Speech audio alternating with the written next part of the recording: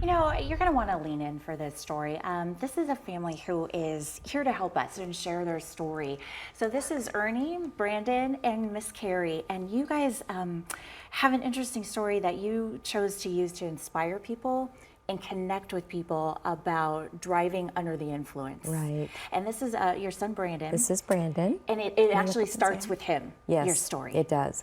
And what happened? In 2001, when he was barely 21, he made a choice to drink and drive, and that choice took the life of his best friend and left him with a complete traumatic brain injury to where he depends on me for everything.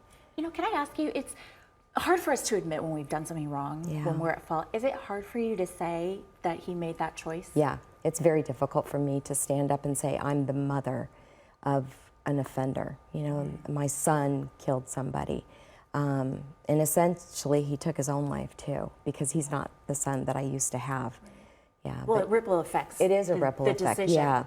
So you actually, though, instead of, because I'm sure there were two ways you could have gone. You could have just been angry and sad and defeated, or you can get out there and inspire people, and you chose to do that. Right. And so tell us a little bit about how you do that, because I love that you said it's a different approach, because a lot of people wave their finger to us, like, don't drink and drive, which we hear a lot. But when we hear your story, it's a way to connect. So you were saying it's a different approach for you guys. Right. No, her approach now is to show the other side of it, that this is what could happen, but in a loving way, versus it's more of an encouraging way of putting her arm around the student or the person and saying, hey, look, you know, it's just not a good idea to drink and drive, because this could happen to you. It's still a choice, but it's your choice. But we hope you choose well. And so that's kind of her approach versus the finger in the face, Right. which is what we normally want to do, especially when you're angry. Yeah. And that doesn't, it's not working. Right.